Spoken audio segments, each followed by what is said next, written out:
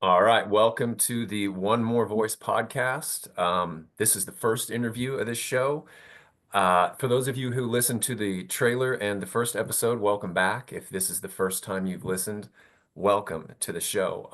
I'm honored to have my first guest here, Shane Ali. He's someone who I met Shane, I should say, is the founder of Mount Shiva Retreats, and I'm going to let him speak to that and what that means. But I met him at a plant medicine ceremony, and why I say I'm honored to have him here is because I felt his presence to be so grounding, and he was a true leader in my book. He was practicing what he preached, and I felt, and I feel now that since this is my first interview, and I'm fresh to this, and I'm kind of nervous right now. He's got a grounding presence, a grounding energy, and I just love that he's here. And I thank you so much for being here, Shane. And as I said, he's the founder of Mount Shiva Retreats, and I would like for you, Shane, to kind of elaborate on that and tell people what that is, what that means. Yeah. What it is it's my attempt to help empower people. Um, I do plant medicine ceremonies, but it's so much more than that. That's just really just one tool in the tool belt. And so I try to work with individuals and groups to try to help everybody find their own personal power, their own connection with divinity, their own purpose and mission, and then the discipline to fulfill those missions. All right. And I that's one of the things that I took away from the retreat that had the most value is giving the participants the steps to integrate the things that they learned from the retreat and the medicine and how to move forward with it. Because, so many of us who are seeking like this, we have had experiences with plant medicines, and I'll just, in general, people are going to recognize some of these as psychedelic substances. And sometimes, great, you had this psychonaut trip and it was amazing or whatever, but what did it even mean? I've had a few of those. I had no idea what it meant, and there was no integration. So really, it was just this thrill, but there was nothing I could apply to my life. And that's what the deep value that I found in going to you and to the retreat and having that experience there. So I thank you for Yeah, that. yeah, agreed. It's called integration, right? In the plant medicine circles. And this for me is really what it's all about because you can have this mind-blowing, expansive, experience, but then like what's it worth? What did you get out of it? And even if you learn some things, it's sort of like what do I do with this information now in my life moving forward? So I'm glad that you understand the importance of the integration because I think it's the most, particularly when it comes to these medicines or psychedelics as they were called. Okay. Yes, and we keep saying plant medicines. Can you speak to specifically what plant Yeah. medicine you're talking about? Yeah. So in my case, it would be ayahuasca, but also, psilocybin mushrooms would be in here, as well as, I mean, various, I mean, go around the world, you know what I mean? Go around the world and pick some things and either Yeah. eat them or make a tea with them. And and you'll either die or you'll symbolically die. One of the two things is gonna happen. So Right. but in my case, at the retreats I do, it is ayahuasca, yes. And I don't take this job lightly. I understand the responsibility.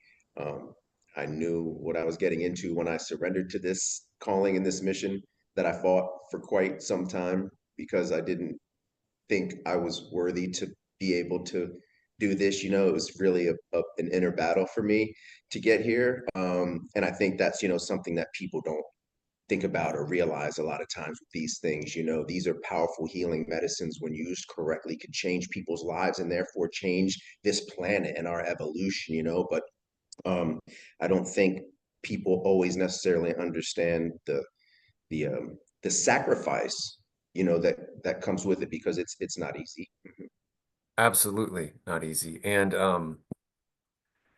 we kind of laughed about it. You said you'll either die or symbolically die. And for those people listening who are already kind of on the fence about this, that I feel like their ears are going to perk up at that, maybe in a negative way. Like that's what I'm worried about already is what's it going to do to me? Is it going to kill me? Is it going to drive me insane? And of course it didn't. I did it with you, and you're still here, and so as every other participant. that has ever done it. And what do you mean by, I don't know if I should dive into that immediately, but let's do this. What is ayahuasca? Dive in. What is ayahuasca? Okay, cool.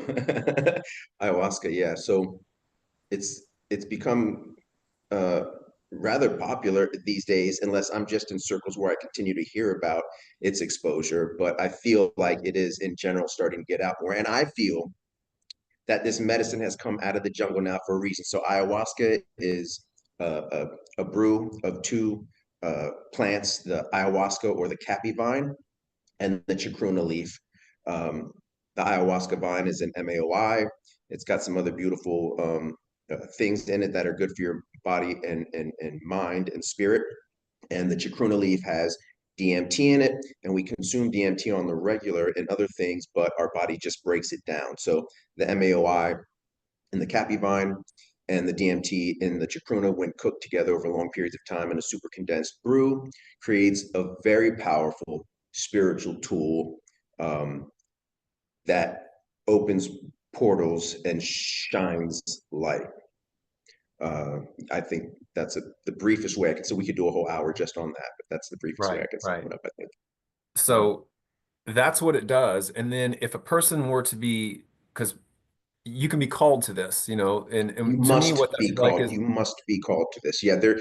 right. When you were saying before, like people might hear that and their ears perk up because they're like, "Well, is it going to make me psychotic or whatever?" Listen, this is not for everybody. Now, I believe the majority of the population could benefit from it, but this is not for everybody, and so people have to be called to this because this is this is a lifelong undertaking and a journey that you need to be prepared for. And sometimes people realize that and then they embark on this journey. And a lot of times people come because this medicine helps with so much. It can help with addiction and PTSD and anxiety and depression and obsession and so many other things, childhood trauma, right?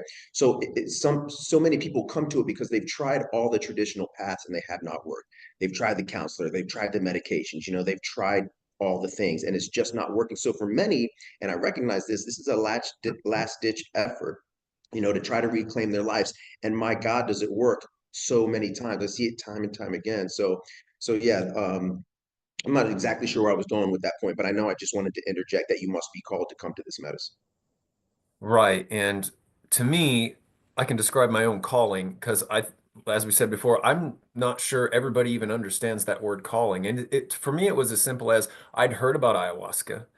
And just getting a little bit of background information on it and hearing about what it had done for people. You talked about helping with addiction and helping with trauma and helping unblock just these emotional blockages that you get throughout your life. Mhm. That just always stuck with me. Ayahuasca and things related to ayahuasca kept coming up in my life, and it always resonated with me as like, I think that's something. In fact, I'm sure that that's something I could benefit from.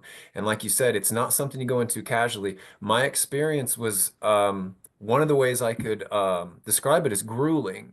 And a Mhm. person really needs to be willing to sit in some serious discomfort to, it has to mean enough to them to be able to sit in some serious discomfort. Do you want to talk about what I mean by that? Because you're saying how it can help with all these things. Well, how possibly could drinking this brew made from these two plants help with something like traumas and emotional blockages and Sure. addiction and things like that? Yeah. Well, ayahuasca is a complete purge in all ways, energetically, physically, emotionally, psychologically. It is a shakeup. It is a breakdown um, of things, and so it's uncomfortable. It's uncomfortable, and it will get to the root of things that people may or may not even be aware of. Things that, like you say, people say they have blockages or stuck energy. They may or may not even know what that's from, and the medicine is going to dig deep and find out what that's from, and that can be an uncomfortable process, but this is what's necessary because this is it's I'll say breakthrough for the lack of a better word right now, but sort of this is how you break through some of that stuff, right? So these things are plaguing you and you just can't figure out how to get past it. You've tried, you've tried and tried. Well, this is quite a powerful tool. This is quite a sword to cut away that delusion and those chains and give yourself some time to really dig deep. And I personally with my retreats, emphasize the shadow work aspect of this because it's so uncomfortable, because I want people to be prepared and know what they're getting into. But there is tons of rebuilding after the breakdown, and that's the most important part. And again, why the integration is so important. There is tons of love, there is tons of connection, right?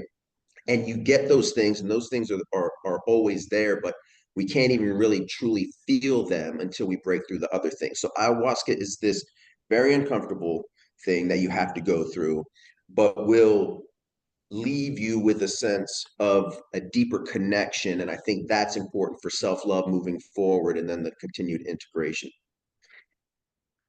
Right. And what I always get asked, because I came after the retreat, everybody asked me, what was it like? What went on? Yeah. And they get hung up on the physical discomfort of it. The fact that for 6 or so hours, you're vomiting off and on, your bowels are releasing. I would say uncontrollably, but I don't feel that mine were uncontrollable. That's what people always worry about. So, oh, you crapped your pants? No, I didn't, but I had to go. So there's this sense that, well, if you were sick, how could that be good? That was harming you. And I tried to get it across that no, like you said, it's a purge. It's a physical purge. And you have to learn to sit in that discomfort. And that's one of the lessons I got out of it. The plant said to me, sit in this discomfort. It's fine. It's okay to be uncomfortable. It will pass. And when it did pass, the next morning when I woke up, I felt so crystal clear and cleansed and I felt phenomenal. So it was a very deep life lesson that it's fine to be uncomfortable. It's going to pass. And what's on the other side is beautiful most of the time. So yes, when you say it's uncomfortable and we say it's grueling, that's part of it. But you had a fantastic story of beyond the physical purging and the physical discomfort, you tell your story in your book and your podcast of one of your first experiences in terms of you were talking about how it was rewiring your brain. Do you want to Mhm. tell that story so people have an idea of the type of thing that goes on internally and the Yeah. discomfort maybe there?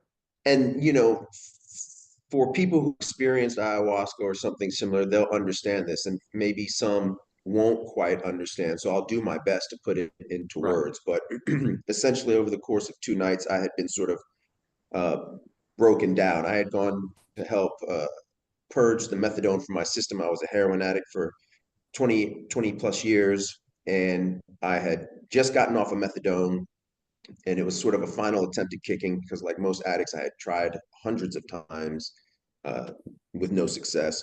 So I found myself 4 weeks after stopping my very last dose of methadone, I found myself at an ayahuasca ceremony. And after 2 nights of really purging and coming to some beautiful revelations and everything really being shaken up, and shown some beautiful truths in a very firm way. Well, on the second night, the last night of that first weekend, I laid there, and a lot of people thought I was asleep, and perhaps I was somewhere in between. But in my mind, in my brain, in my spirit, I was not asleep. I must have just been comfortable, thank God. But the medicine, I could feel it, I could see it in my mind, I could see it in my brain rewiring. Now, this sounds crazy, but I could see sparks of energy, and they were flickering and they were working on my brain, except they were in sort of geometrical patterns. So say a rectangle, so there would be like two here and then two here, right? And they were buzzing away, and they would have a squiggly line of some sort of energy like connecting them, even though they were like the 4 points. And I could feel them like rewiring my brain. It looked like there was scaffolding in there. I know that's weird if these are energetic beings, but they were literally rewiring my brain. And that's what these medicines do. They help with neuroplasticity and neurogenesis. So we get caught in our ruts, in our old way Mhm. of thinking, and it's hard to break out of those tracks. And what these medicines do, ayahuasca in particular, is it takes you out of those, and it literally physiologically opens up the neural pathways in your brain. So parts of your brain that don't normally talk to each other are now open to speak to each other. Essentially, in my opinion, you're using more of your brain. Your brain is more wide open. And so I felt and could see that rewiring being done in real time. And I knew laying there in the medicine, deep in the medicine, I knew exactly what was going on. Like there was no question. And I just was like so grateful for it. I was like, yes, medicine, go to work, do please, this is what I came here for, do what you came to do. And I just sort of like enjoyed the show. You know what I mean? I just laid there and enjoyed the show and enjoyed the healing and enjoyed that it was not as intense as the night before because on the second night after my first night, I was like, okay, like let's get ready for the ass whooping again. Here we go. And instead, I got blessed with like just this beautiful, healing experience. Yeah, and I think even though, and you explained it so well, but the depth of actual understanding and information that you were receiving, like you said, you understood exactly what was going on. It's the type of experience that a person has to experience to truly know. There's just no way to explain it. I didn't have an experience of that depth, but like you said, I think the medicine that night, it was a gentle touch. I was touched gently by it, but I had the same type of things. What was happening to me was insights were coming to me from a voice that was essentially my own voice. For all I know, it was my higher self. It could have been the Yes, medicine talking. It could have been source. It could have been whatever. It didn't matter. And I was all of the laying there. above. We were out in the this was the Collinsville retreat, if you remember. But we had it at night, and we were out in this open pasture. And between sessions of purging, I was laying there, and I remember my breathing was. I wasn't. First of all, what's so nice is my mind was absolutely silent. And that's rare for people, I think. And that in itself is a nice break from the constant chatter of the mind. But as I was laying there breathing, at some point I noticed, my breathing, I'm breathing like a dying animal. Like I didn't feel that I was dying or anything like that, but I've seen animals die, and I had these my respirations were very much shallow inhalations, heavy exhalations, like and they were spaced out. And what came to me then was the voice speaking to me was like, all you have to do is breathe. And I always say, well, that sounds very trite and like a bumper sticker slogan, but it just hits different. I knew that it meant really, Jake, for the rest of your life, anytime you're feeling overwhelmed with this discomfort or you're lost or whatever, just breathe through it. It's going to pass, and on the other side, there's going to be whatever is going to be, and it's going to be better. And it was always in like I said, yeah, you can explain that to someone. Oh, here's Mhm, what I learned at that retreat. I learned to just breathe. You never heard that before, have you? But it just hits different. It's so mhm. packed with so much more information in terms of how the energy hits you. Like you said, You, there's just an understanding that comes, and it was for me. yeah, So you, that's what I you, got. yeah, you feel it. You feel the deeper reality of some very simple truths. There are some very simple sayings from all over the world, or even new on social media, and they're so simple, right? And sometimes I mean, I even get triggered by them. I'm like, well, of course, like this, that, and the other, right? So you hear these things, just sit with it. You know what I mean? Or like you said, just breathe, but you feel the deeper truth in these simple Yes. sayings here. And that's what ayahuasca does. It makes you feel. And oftentimes we are not good at feeling or processing those feelings. And also, just about the breathing that you were talking about, I love this because I don't think I've ever personally spoken about this. I do the same when I am very deep in the medicine. The medicine was light that weekend. I'm coming back with some much stronger brew. But when I'm very deep in the medicine, I find myself breathing the same way. And the first several times it happened, I remember my third weekend ever, very profound death and rebirth, probably one of the most. I write about it in the book, Hope After Dope, Ayahuasca, A Journey in Fear and Freedom, coming out this year. But I remember being there deep in the medicine, and I was just completely entranced. And I remember thinking like, "You're not breathing, Shane. You're not breathing." And I was like, I told the medicine, I was like, "I'm not. If I don't breathe, I'm gonna die. I'm not breathing." And the medicine said, "You die right there." And I was just like, "Oh, okay then." And of course, I did naturally start breathing again, but we almost take for granted every single breath. Yes. And this medicine puts those simple messages in such a concrete feeling in us. And when we can constantly tap into that, or at least come back to it occasionally, that is sort of like what being present is, right? Just allowing the simplest things to just be and recognizing the divinity and the power of it all. This medicine, particularly the integration, is about coping, in my opinion, about coping with the things that have happened to you, are happening to you, and will happen to you. And the only way you resolve or clear up any of what has happened to you or what you believe or fear will happen to you is by staying in the present, because this is where all the answers are. It is all the information, all the answers, all the things are always right here with you. But if we are constantly concerned with the past or always worried about the future and what we believe we need, then we can never either resolve the past nor get the things that we deserve in life. So it's a tough one to wrap your head around. But that's what this medicine does. It makes you very present. And then hopefully moving on in your integration, you can learn to come back to that and live a more fulfilling lives. And ultimately, the point of all this, to give your own gifts back to the world. That's what all of this is about. Yes, and that's excellent. And I attribute that in part, probably a large part, into why I'm even doing this podcast now, because you said give your gifts back to the world.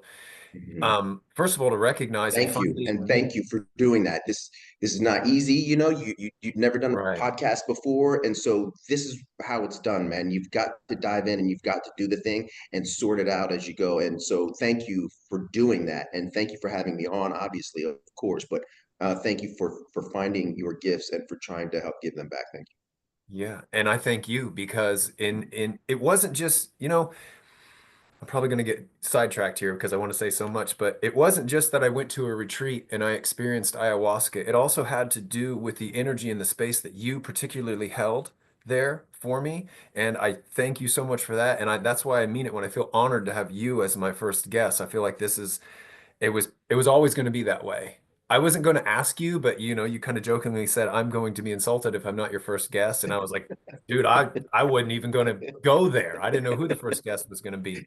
But yes, that's what I got out of, for those who are curious, I got this out of ayahuasca. It was to get over being worried about whether or not you're uncomfortable. You know what you're made to do, just do it. And I started to believe that in myself that there's nothing, the imposter syndrome went away. Who am I to have a podcast and talk to people, especially about such profound things as this? I'm no guru, I'm no nothing, but I'm a human being is who I am, and I'm having experiences that I know are of value to me, so they have to be of value to everyone else. And that's why I called the podcast One More Voice, and I'm so thankful for your voice. It's we should all be doing what we can to shout our own truths from the rooftops, because our truths will be everyone else's truths too. Like, and they're going to be, once you get to that real river of truth, they're going to sound trite and bumper sticker philosophy and stuff like that.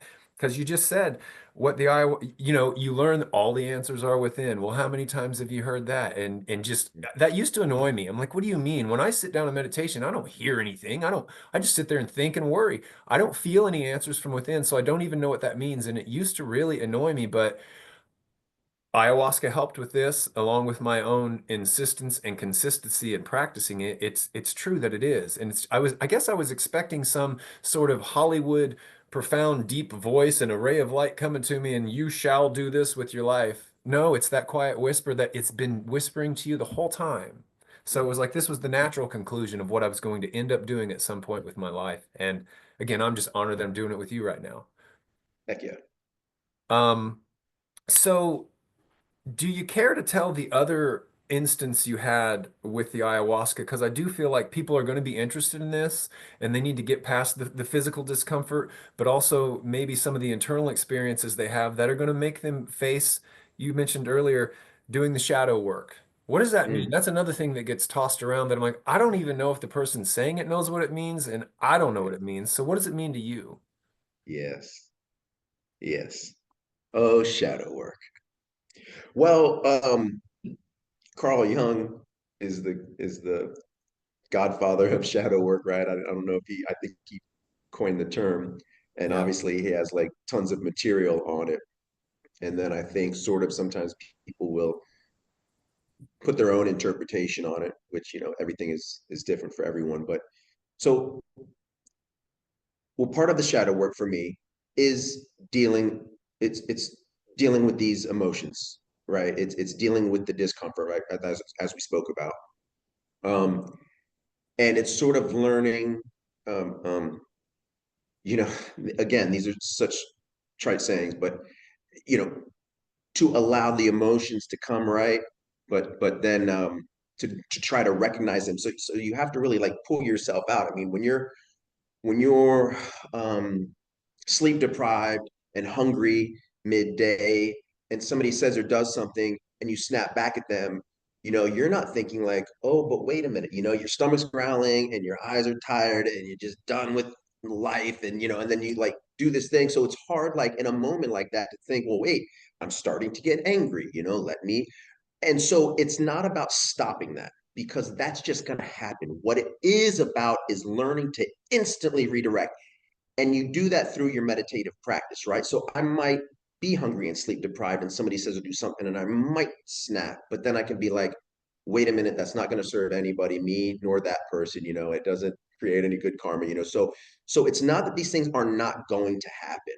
It's just about redirecting your energies and your thoughts and your breath to make the time that it affects you and those around you much shorter. Does Yeah. that make sense? Yes, and actually, it's funny you used that term redirect. I was listening to another person talk about what meditation is, and he was saying that he's like, you're not going to stop your thoughts. A lot of people think you in meditation you're supposed to sit there and have no thoughts and be at one with the universe. But he was saying you're never going to stop the thoughts, but it's a constant practice of redirecting those thoughts, coming back to your breath, getting recentered, and knowing that you're not your thoughts and you don't have to attach to them, and then because then in turn you feel an emotion and then you get attached to that. And like I said before, you know what, you're lost and you're not consciously interacting with the world or others. So Right. And yeah, therefore you're not able to be present. And I don't know if it was the other podcast that I had done that you listened to, but I literally said the same thing almost verbatim it could have on been. that on It that could have on that been. podcast, because that really is what it is. And the meditation part is so important to me, because that's our practice.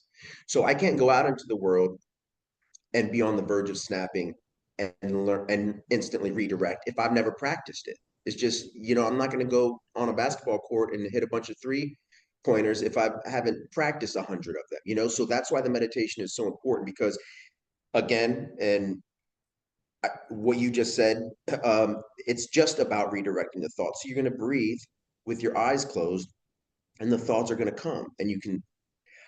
The first 15 or 20 minutes of my meditation every morning is my mind going effing nuts. Like Yes. literally, it's all over the place. But that's where the reps come in. That's when you begin to go to work. And so that's when I might get caught up in a thing. Oh, but this thing, okay, wait, breathe. Okay, 1, 2, 3, 4. I'm breathing in 4, breathing out 6. And then like the thing about the bill, and then this thing is supposed to happen. Oh wait, I gotta contact that person. Oh wait, but if I don't contact that, okay, wait, bring it back, breathe.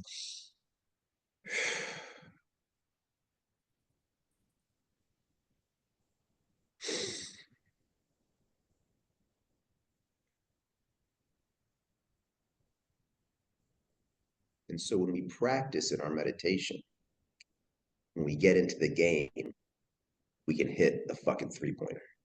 Right. And I feel that it's important that they heard what you said about that breathing technique there because you said breathe in 4 and breathe out 6. Yes. Yeah, I've heard Navy SEALs talk about that, calling it box breathing, and how they use that in high stress situations and how effective it is.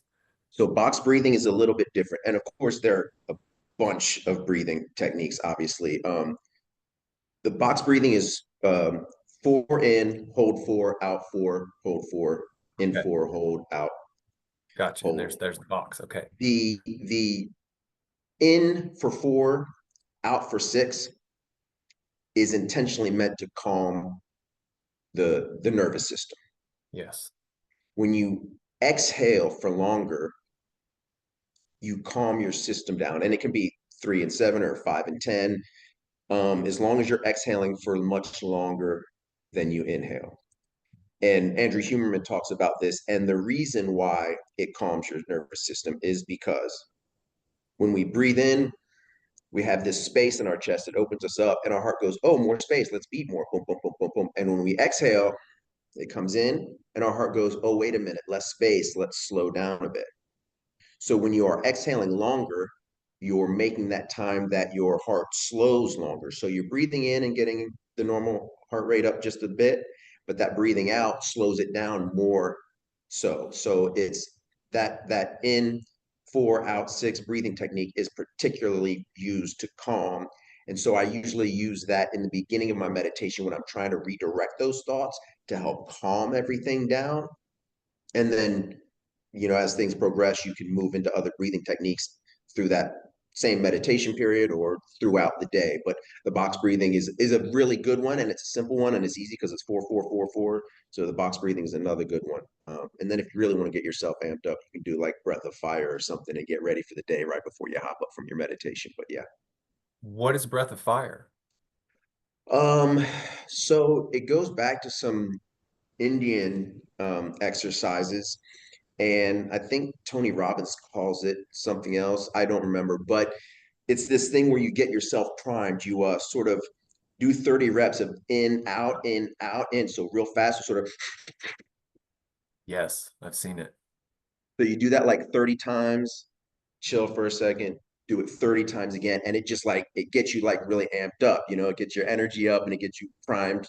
So sometimes I'll do that before I get up. And then I get up and I get in the shower and I put on some music that probably not many people would expect me to listen to when I'm hopping up after meditation and in the shower, but it can get you amped up. So there's tons of breathing and people, and by the way, all of this is up to every individual. They have got to look into these things. They have got to find the things that resonate with them. They have got to do the homework, and then they have to practice.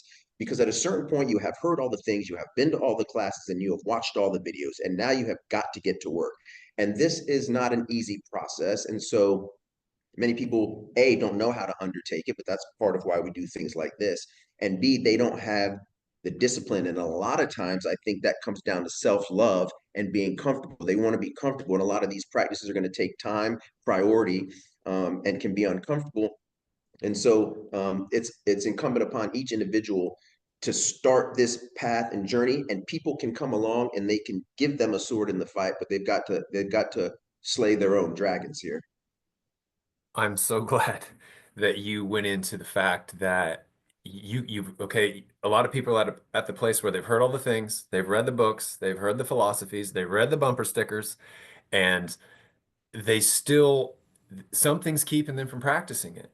And it has to be a tipping point in your life where you're like, okay, yeah, what I've been doing, I'm miserable doing it, but I'm comfortable with it because I know it. And you've got to take some step to change something. You're always going to get the same result unless you take a different action. And to put that into practice, that's really the key. That's the step. And you emphasized that in me a lot too. It's like if you don't have your daily meditative practice or something like that, there's nothing's going to happen. Nothing's going to change. Plant medicines are not your savior. I think a lot of people might think that that could be it. I felt that way when I was younger. I was in a group, I've said before that I used to use marijuana and I used it unintentionally.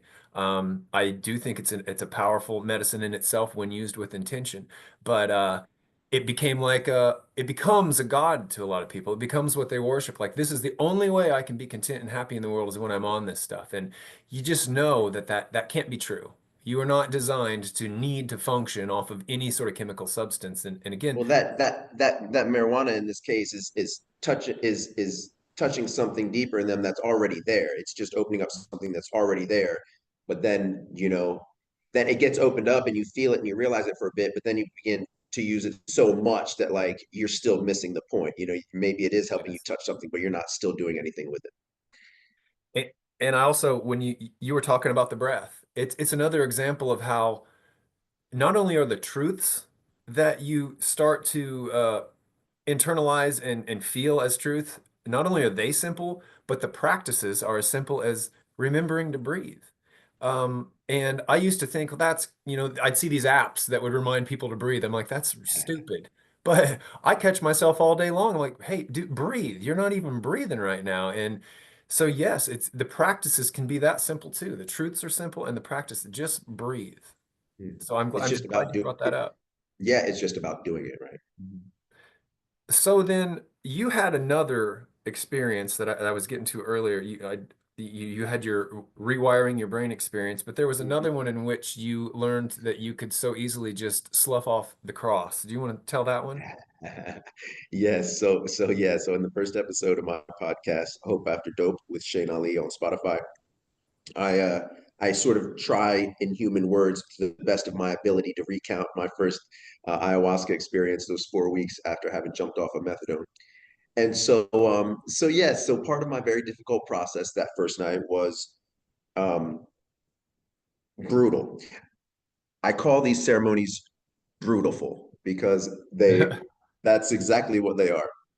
And so I was getting thrashed with a torrent of sort of visions and information about my life.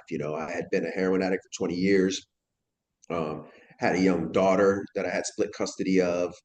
Um, and I always sort of knew inherently that like I was a good person and like, what did I do to deserve this? And like, how did I get here? And so the medicine really opened me up to a lot of that. And a lot of that was uncomfortable because it involved me going into like some deep emotions that I didn't even know were there, but they were hidden down there.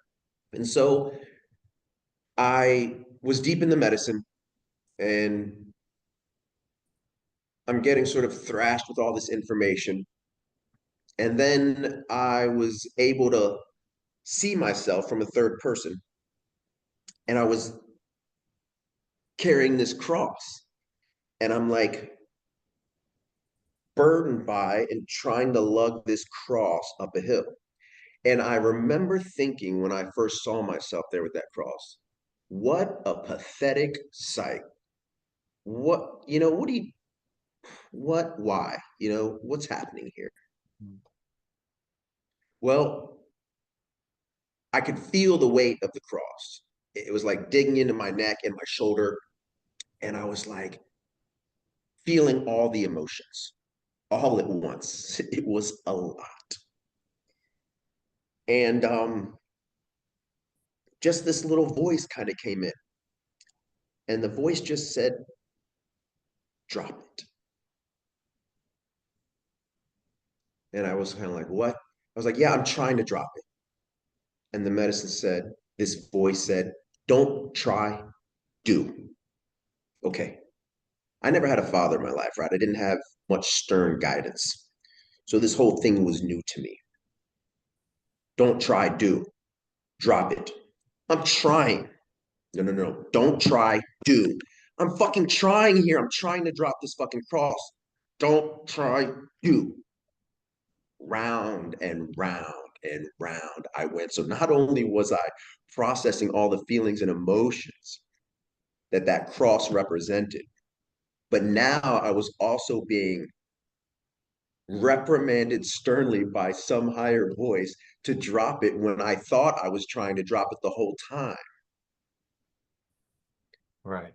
At some point, um, it must have sunk in. Something clicked. And the cross just slid off my shoulder. And when it did, I felt so light. I felt so relieved. I felt so forgiven. I felt so loved. I felt so worthy.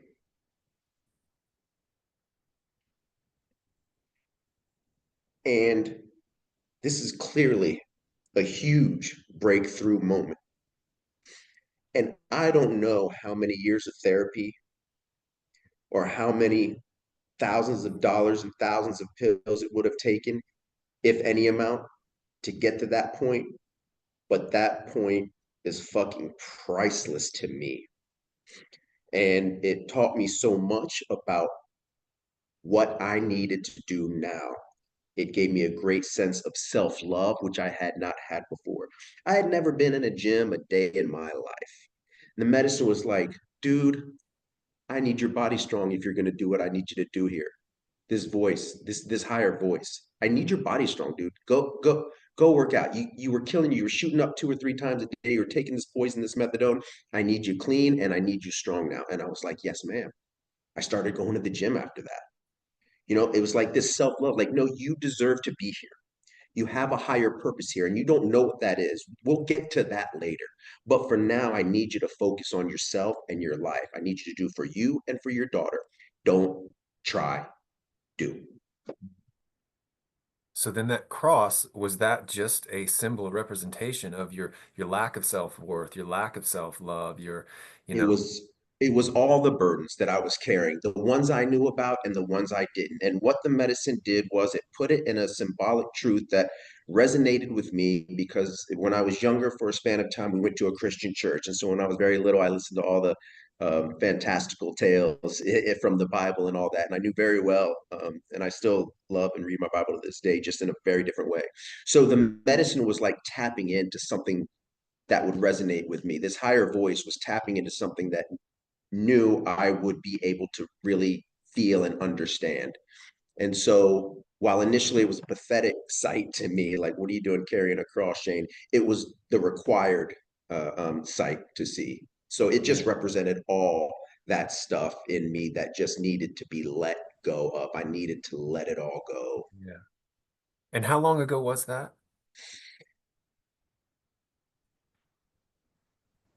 Almost 6 years ago.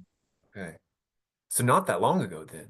And This has been a crazy ride. apparently you've been applying that to your life since the don't try, just do, because like I said, what do you look what you're doing to me is so profound and unique and awesome and powerful and necessary, especially for right now. I mean, the timing was perfect too, because your message and your practices, and like you said, it's time for ayahuasca to come out of the jungle, and you're the microphone for it. You're magnifying that message and acting on it.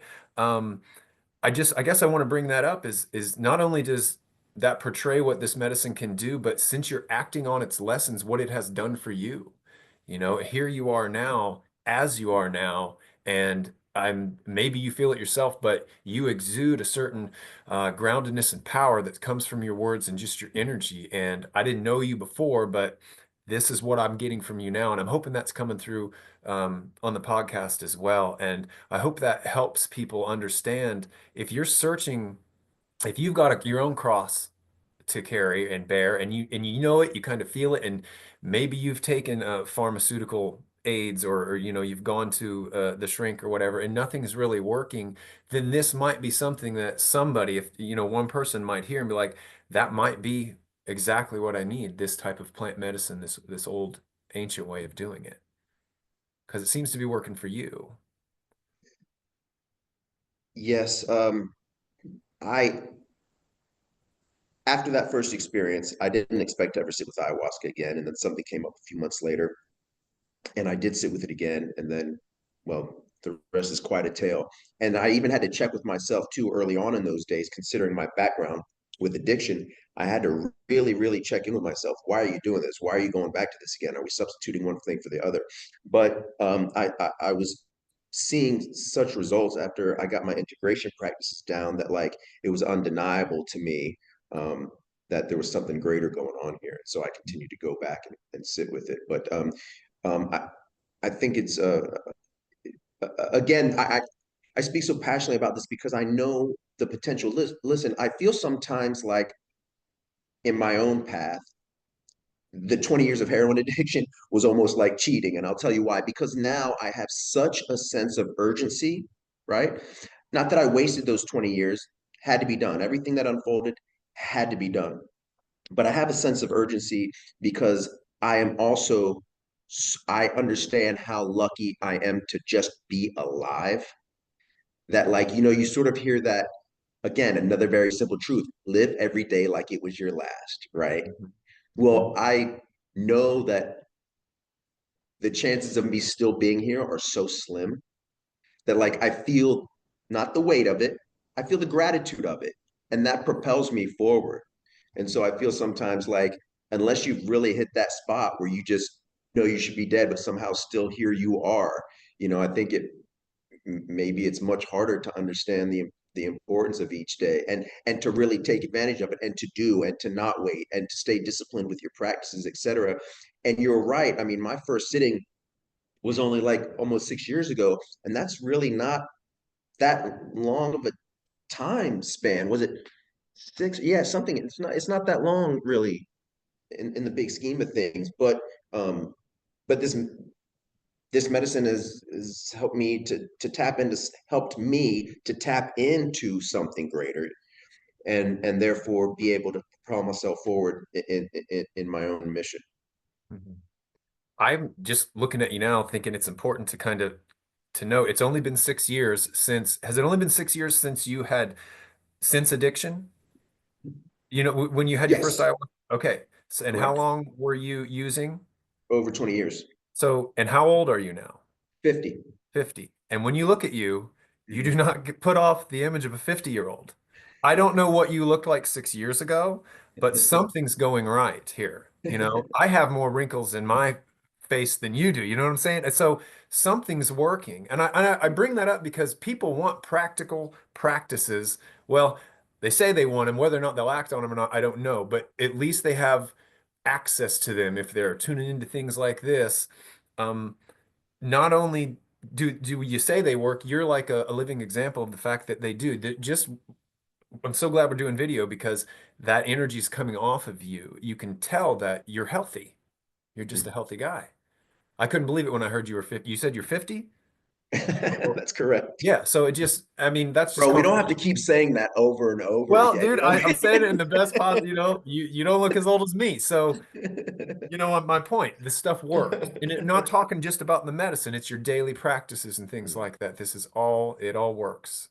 Yeah, So, yeah. Again, this medicine is just a tool, but you've got to do the work. right. The work is the work. Mm. Um, so I'm hoping that people have an understanding, first of all, of what the plant medicine is that you're serving and what it means to be a server. I don't know if we've really covered, your role as a server. What does that mean? You're the server at the retreat, and what does that mean? What do you do as a server?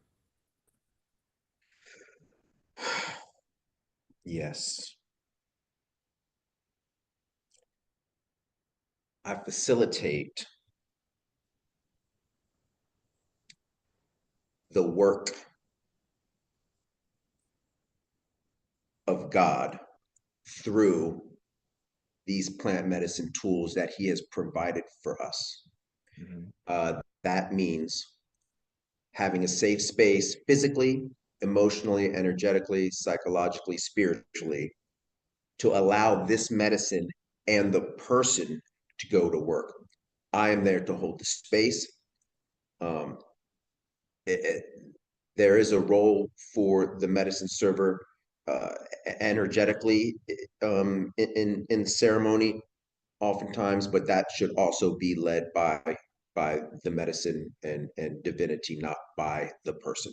And so if people have the opportunity to sit with this medicine, they can go to work. And so I help people go to work on themselves.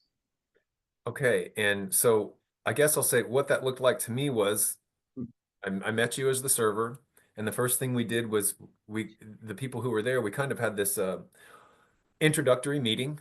Like who are you all? Why are you here? What is your intention for the retreat and your intention with the medicine? And I then and you're kind of establishing your energy and your role at that point too. And then we came back to That's important. That's important too. The establishment of the energy and the role is important because people are taking a leap of faith. Oftentimes, they don't know who these medicine servers are. They don't know the people around them, right? And if the medicine server is not really setting the tone energetically, then people can feel uncomfortable in already what is going to be an uncomfortable process, and they can feel unsafe. And so it is very important for the medicine server to set that tone energetically. And before I was serving myself personally, I was going around to churches. I was being brought to these churches to help facilitate, and I was working with other medicine servers in that role. And I had seen people who were not doing that, and where ceremonies were not as efficient as they could have been. I'll just leave it at that. So yeah, it's important for that energetic foundation to be laid. I'm sorry. No, and I bring it up because I'm imagining out there there's somebody who's on the fence about this and they've felt the call already. And I just wanted, before I met with you in ceremony, my brother-in-law actually said to me, he's like, "You sure about this? You don't know any of these people and you're going to go do this?" And I hadn't even thought about it. I didn't have a lick of distrust before then. And I'm like, no, I don't know them. But like I said, at that point I had learned to trust and understand what it meant to be called. And I'm like, I trust the calling. And as soon as I met you, I'm like, exactly, this is, of course, this is exactly who is going to do this. You resonated with me immediately, and I'm speaking to those listening that may feel on the fence or they feel called to this type of thing. Um, I highly recommend Shane Ali at Mount Shiva Retreats. That you don't have anything to worry about with that. Um, you seem to have been, well, you're perfect for this role. Thank I you. just feel very blessed and that I got to go through this experience with you. So thank you for that again. My pleasure. Um, where then? So still, I don't know if we've made it clear though what's going Mhm. on. In ceremony, there is an altar, which is, it was basically a simple table where the medicine is at. And do you want to kind of walk through what it would be like as the ceremony unfolds, how you called us up? There was an initial medicine that we used before the ayahuasca, and talk about the masculine and feminine energies of each plant and how they work together. Yeah, so there is an altar, generally a table with I put my statue of Shiva, I put my little snake up there, and some other things. You know, people have little trinkets and stones, or I don't know, bells or something they want to put up there. So it is an altar. It's a place from which to serve the medicine. And for me, it's important to sort of keep this ceremonial aspect of it because it helps keep us tapped in. And so there's other things that go on that help keep this ceremonial connection. That having been said, like I said earlier, this medicine has come out of the jungle now for a reason. And so there are a lot of gatekeepers and other people in these circles who think you have to do it specifically this way, specifically that way. And so much of that goes back to I'm this is an unpopular opinion. So much of this goes back to the jungle and its origins. But just like any great religion or movement, this thing needs to evolve with time and with region, right? So it's come out of the jungle now. We are in the first world country. We don't live in the Amazon jungle. We live in bustling cities. And so it's important for us to integrate that into our lives, how we live here and how we cope here. And so that having been said, it is important for me to sort of keep some of the ceremonial aspects of this, some of the prayers and other things in ceremony. Now, I think when you were talking about the feminine and the masculine of the medicines, I think you're probably referring to rapé, which is a sacred tobacco snuff. Uh, it's tobacco snuff that is ministered up the nostril. It is a very grounding, connecting, protecting plant spirit. And the reason why I particularly use it in conjunction with ayahuasca is because that rapé is the masculine to the ayahuasca's feminine plant spirit. Um, you'll oftentimes hear it called mother or grandmother ayahuasca. Um, if you have sat with her before, you will understand that there is some feminine presence there with you, firm as she might be sometimes. It's a feminine thing going on there. And so the rapé can help balance that out over the course of the weekend um, in order to help keep you grounded, centered, protected, and all that stuff, while also working with these loftier ideas and visions and stuff. So, just so the rapé is another aspect that is important to me personally. I use it every morning. I use it in my own daily meditation. I take one hit of cannabis, which is a feminine, and I take the rapé. And again, I'm only taking one hit of the cannabis. I'm using it very intentionally. I'm not sitting there and getting stoned in the morning. I get up, I pack my bowl, I say a prayer, I take one hit, and then I take the rapé. So again, it's a daily ritual for me as well to balance these two things. And it's symbolic and it's mental and it's literal. So the rapé is a big one for me. And of course, you know, this divine masculine and feminine thing is inherent in all things. And so for me, it's another reminder of that balance. And so that's why it's such an important tool for me. Okay, so then once the rapé was served before, so Mhm. I had you actually administer the rapé through you. Is it called the curipe, the pipe? Is that what that's called? Tepi. The Caribe is the self-administered, and then the Tepi is the one where you. Okay. The So it's tepi's the one. And I'm speaking to those who may feel like they're called to do this. That was the point in the ceremony because you actually said if you've not um, had experience with rapé before, I want you to come up first. And I was first in line of the first. And I wasn't necessarily excited. Something just yanked me up and said, get up there. You didn't come here to be timid. Get up there. And when you administered in that first nostril, I was not prepared. You looked at me and said, I'm going to give you what's considered a ceremonial dose. I think you're ready. And I don't know if I said this to you, but I'm like, you think I'm ready? What about me makes you think I'm ready for that? So that kind of right there, I was centered right there. I'm like, okay, here we go. This is why you're here. And that going up the nose, that was my first experience with discomfort. It was like it was fire going up my nasal cavities, back down my head. My body started to sweat. My palms were sweating. Eyes were running. Nose was running. And I immediately, my breathing was, all I could do was kind of exhale out my mouth. And then you said, okay, I've got to do the other nostril. And I'm like, all right, bring it on.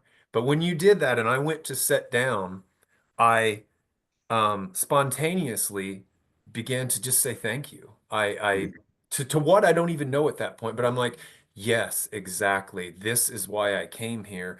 The energy of that just let me know there was something that recognized that experience in me, that there was a primalness to it, and almost like I remembered something right there, and I immediately had the realization I'm here to sit in the discomfort because there's something on the other side that I'm going to receive. And so that, before ayahuasca even happened, because that was the buildup. I'm going to do ayahuasca. I've heard about it for 20 years now. I've been listening to Terrence McKenna and all these other people reading their books, but didn't know about rapé. And wow. I mean, so those of you listening for Now this, you know.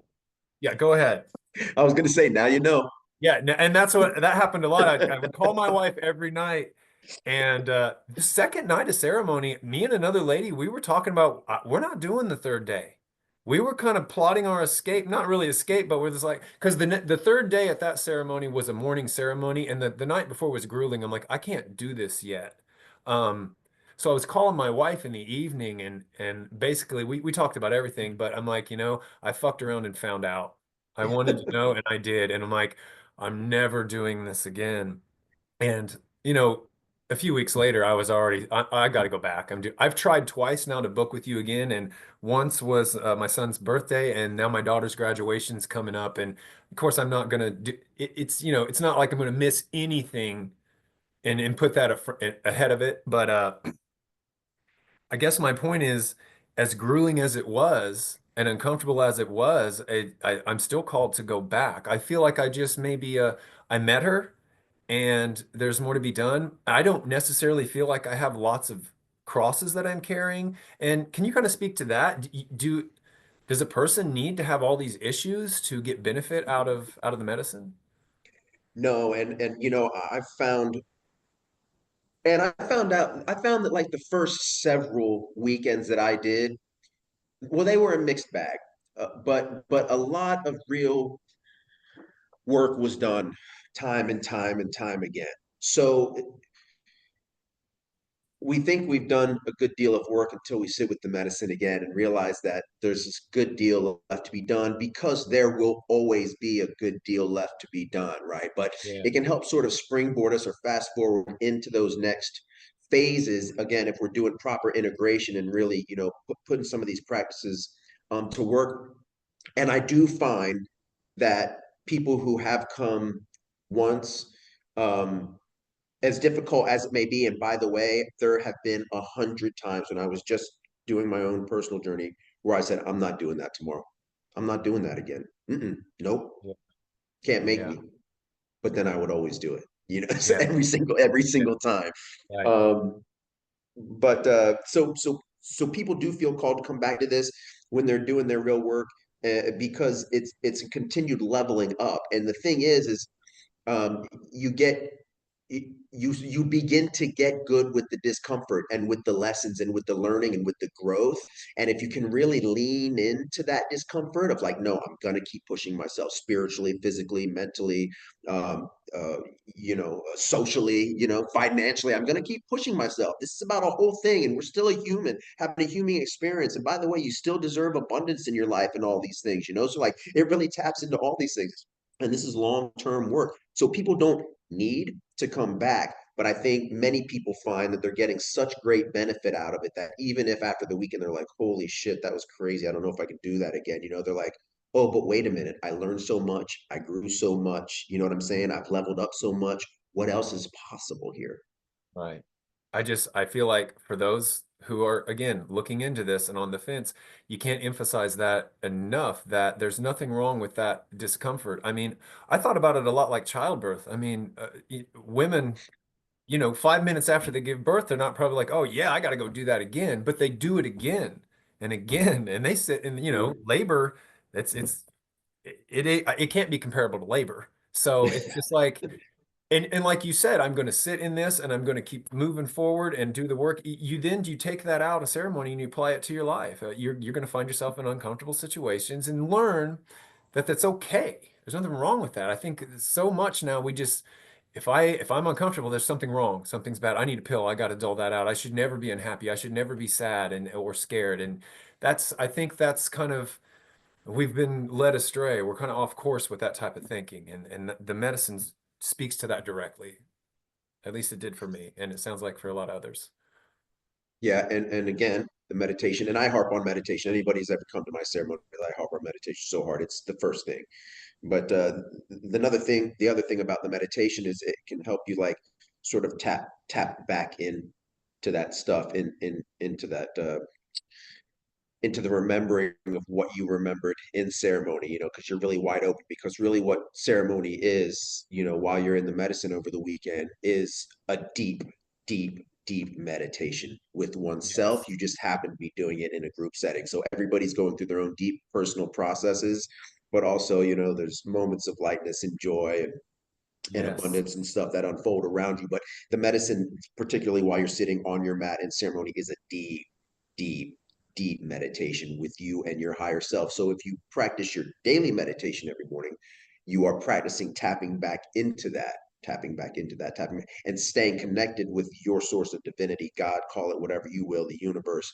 But so the meditation is important because before a ceremony, you can begin that practice if you don't already, because in ceremony, it's going to be a deep, deep, several hours long meditation. So if you can sit for 30 minutes, every single morning, you can begin to hold on to love. We have these expansive experiences, and you go into these other realms. And my thing with this medicine is, okay, you've been to this other realm. Now, what can you bring back with you? Yes. What can you hold on to from that magical place? What do you bring back? And again, the meditation helps with that because you are constantly practicing tapping into that and bringing that back. And the disciplined practices help you bring that into reality in your own 3D existence. So you are taking some magic and you are bringing it back with you and you're holding on to that magic. And the magic is always there. You're just having opportunity to see it and to feel it and to truly know it. And then, so once you know it, then you know it's real. And now you can begin to recognize it, stay present with it more often, Right. hopefully. Yeah. And when you were talking about that, it reminded me of another thing that I got out of ceremony was, yes, when you're with the medicine, well, at least me, and it looked like others, you're just floored. I laid Yes. there. I for 3 days, I essentially laid on the ground on a mat, and I was thinking, I haven't done this in years. I haven't rested in Mm. years, and it forces you to just lay down and rest. And also your mind is very quiet. And I'm like, I haven't felt this sort of space in my mind since I was a kid. And so it was, I realized that there's a practice that you can bring into your life too, is making time to do nothing. Especially as Americans, it's like you just can't. You can't do nothing. There's always something that needs done, especially if you're raising kids. But it's another thing you're going to have to make time for. And maybe that is the meditation, the time that That is the meditation. meditation. So That is the it was, meditation. yeah, I was like, I was not expecting that either. 3 days of laying flat on the ground, literally, and feeling so grounded. I mean, literally, I'm on the ground, feeling grounded, feeling clean. And when the medicine has finally passed through you, and you're kind of off of it, the cleanliness that I felt, the lightness and the crystal clarity that I felt, that was, kind of the reward on the other side of sitting with the discomfort. Because of course and I couldn't have felt that if I didn't feel so uncomfortable the night before. I wouldn't have realized how great I felt when that discomfort passed. And that's why that deep lesson came too. It's you can't know the comfort and the lightness and the pleasure if you didn't dive deep into the discomfort. You've got to have that contrast like you were alluding to earlier. It's really so simple, but not. It's just amazing. Yeah, do nothing, but make sure the nothing you're doing is doing something for you. In other words, Right. Right. go sit quietly in nature, do nothing. Sit with your eyes closed and focus on your breath and redirect your thoughts for 30 minutes. And remember, just be here. Do nothing. Don't do nothing laying in bed scrolling on your phone. Don't do Yes. nothing obsessively watching the news. You know what I mean? So Yeah. make sure the nothing you're doing is doing something. Nothing with intention. It all, you got to have intention with anything, I think. I mean, that's just that And needs that's to be just, there. and that's, think about how simple that is, right? What I just said, that's so simple, right? I mean, we scroll on our phone so much. I do it as well. It's just the world Mhm. we live in. But you have a choice. Do I continue to scroll on this phone, or do I put this thing down, or do I use my phone to play some beautiful music and go sit down and put my butt on the ground and close my eyes and breathe? Do I go for a walk? So we have like these little choices, little choices. Do I go sit on my front patio for a minute, or do I continue scrolling? Simplest little choice, hugest results if you're consistent with one Right. or the other. Right. That consistency Mm-hmm. with it too. Yes, important. Um, well, we're about an hour in. Moving forward, I'm hoping that we covered what it is that you do, what a person could expect in ceremony. Is there anything else about that that you think we might have missed to paint a clear picture of that? Not that I can think of. I could Okay. go It's a on for lot, yeah. hours about it. Yeah, I could go on Yeah. for hours, but yeah, not anything in particular that pops right up. So then moving forward for you, what do you see for yourself moving forward, or and for Mount Shiva retreats, and we'll just go with that. What do you see moving forward here? How's this evolving for you? Yeah. Every time I ask myself that question, I am reminded to stop asking myself that question. Mm. I don't know. I don't know. And that's okay because I have faith and I Right. trust God and I trust this mission that I have surrendered to.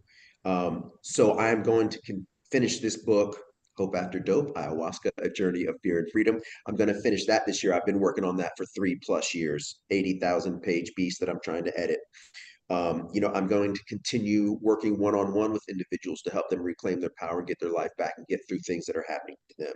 I'm going to continue to hold these retreats, both co-eds, and I hold just men's retreats about 3 times a year as well. I'm going to keep doing that. A buddy of mine and I filmed a short film, an independent film, a little while ago. He's editing at that, so this year I get to go to a little film premiere. Hopefully I'm going to see my daughter. She's 16. She started driving. Hopefully I'm going to get to see her as much as I'd like. Probably not. I'm going to pick up some shifts at the place where I work to try to make some money. I'm going to try to go to India. I'm trying to be very present and to allow all these things to come to me because I think so many of us try to make things happen and we just get in our own ways and we just bungle it up and we close ourselves off to the signs and to the people and to the opportunities. But when you can again just be present, stay in your integrity, do what you feel called, try to do no harm. I think that there's magic that can unfold the heights of which I do not know. And so I just trust this thing and I give thanks every morning in my meditation for every breath and for every life and for opportunity. I give thanks and I understand the weight of responsibility for what it is I do with Mount Shiva retreats and what I do with working with other people. So I don't know exactly where this thing leads. I just know that it's right now, and I will continue to remain open and to ask God to guide and heal and protect me. And my own personal work takes precedent over anything else in this world. Anybody else I would like to serve or anybody else that comes to me, I can't help anybody if I'm not straight. So it's very important to me to always be doing my own work. And this is a lesson that I learned as I traveled around, facilitated for other medicine servers, saw church owners, and other facilitators at other places around the country, is they weren't doing their work. And so it is so important to me that above all else, I work on myself. I don't send a text. I don't reply to anybody's messages until after I do my own meditation and get myself calm, grounded, centered, and protected because I operate from such a more efficient place after that. I've done the experience. I've woken right up in a fucking panic and sent the reply to somebody and then read it later and be like, well, that wasn't nice. That didn't, nothing got accomplished there. When I do my meditation, I get up, I respond to that completely differently. And so I don't know where all this leads, but I am faithful and I am grateful to be alive and to be able to even partake in any small way with people's own spiritual, physical, mental, and psychological healing. I hope people just heard that because I think that that can apply to anybody moving forward. What else can you do but what you just said? So I think thank you again for being here. I think that's a good place to probably wrap this one up. I'd love to have you back because I know you have more that you have to say that doesn't deal with plant medicine. There are other things going on in the world that I think you have a great perspective on. But I think we'll leave this one at that. And thank you again for being here. Like I said, the intention of this show is to do exactly what you just explained. To what you do is you help individuals integrate lessons that are necessary for their own expansion. And when they expand, the collective expands, and we're raising this vibration. And I truly feel like we're heralding in a new age that if we're focused on it and believe in it and work on it, that's what's ahead. And I'm hopeful for that. And you are one more voice singing the praises of that new world. So thank you. Thanks for being here. Thanks for having me. I appreciate it. I look forward to sharing this with everybody once you get it edited. Take your time. Good job on doing the damn Thank thing. you. I love it. I'm here for you if you need me, my friend. Thanks for having me on. I'll be in touch. Thanks. Thank you.